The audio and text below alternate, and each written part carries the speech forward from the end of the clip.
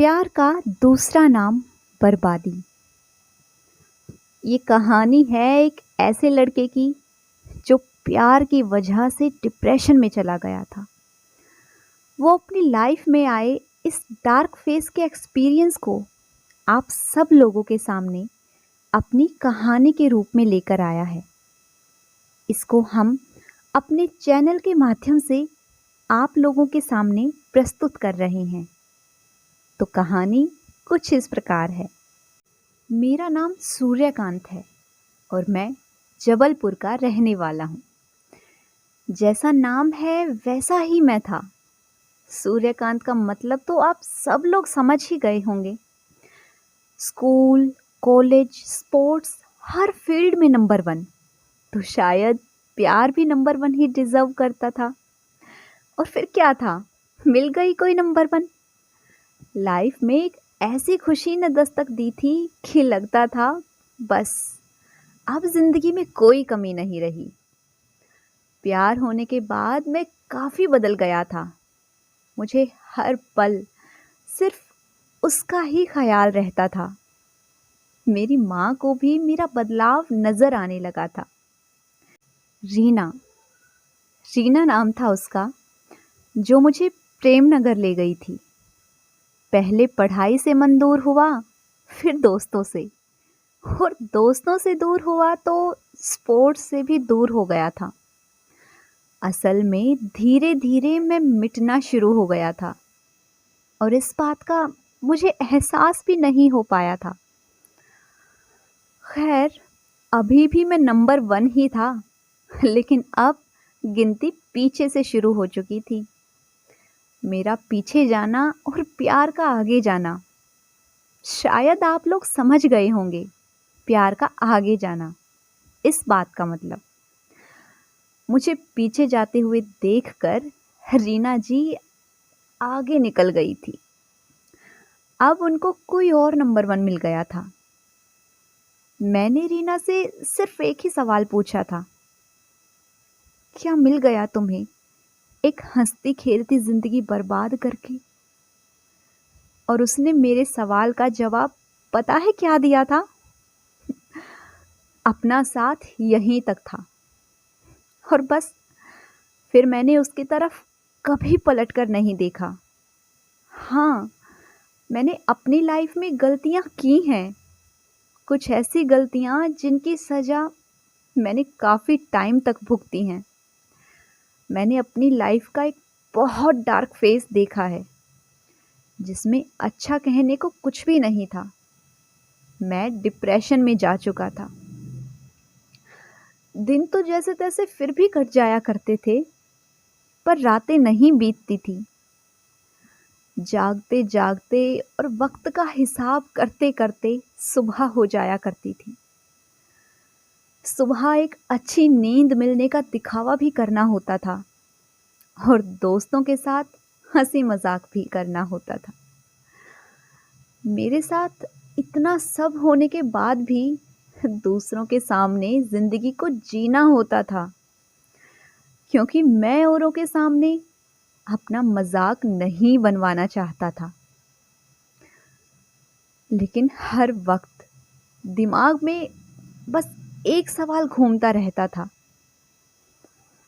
कि मुझसे इतनी बड़ी गलती कैसे हो गई जिंदगी में, और क्या इसका असर कभी जाएगा या नहीं? क्या मैं कभी निकल पाऊंगा इन सब से? उस बात को गुजरे हुए आज काफी वक्त बीत गया है, पर मुझे आज भी नहीं पता कि वो चीज मुझे अफेक्ट करती भी है या नहीं। मुझे अब अपनी गलतियों से मिली सजा से लड़ना आ गया है। गलतियों ने मुझे कभी गलतियां ना करने का एक्सपीरियंस दिया है।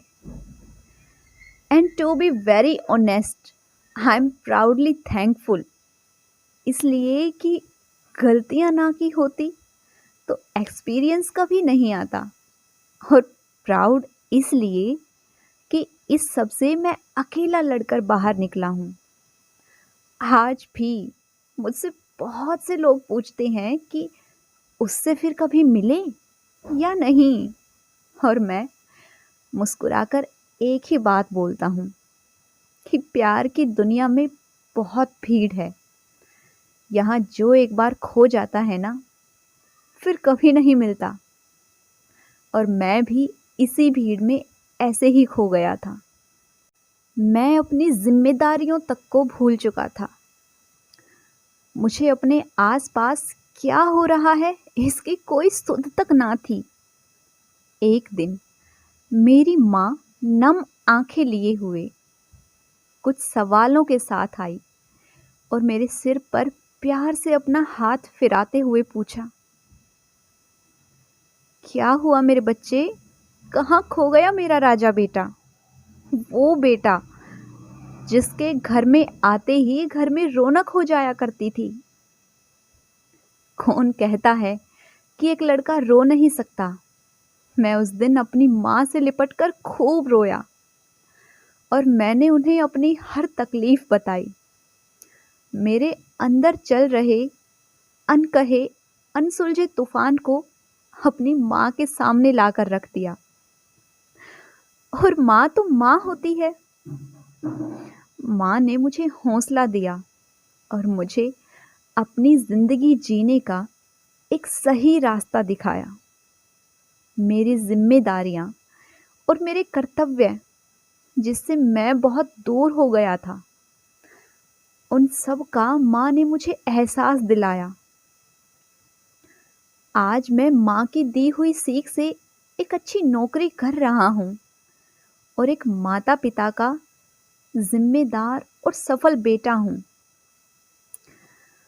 दोस्तों, अंत में हम आप सबसे यही कहना चाहते हैं कि जब आपके जीवन में गोल्डन पीरियड आता है तो कुछ बुराइयां भी एक अनोखी चमक के साथ सामने आकर खड़ी हो जाती हैं।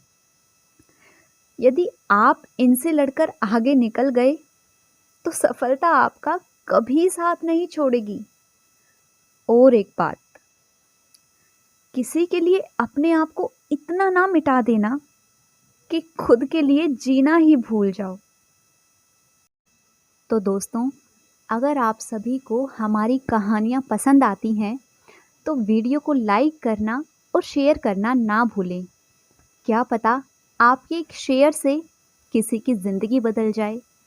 और अगर आपने अभी तक इस चैनल को सब्सक्राइब नहीं किया है तो ऐसे ही कहानियाँ सुनने के लिए जल्दी से चैनल को सब्सक्राइब कर लें। Thanks for watching.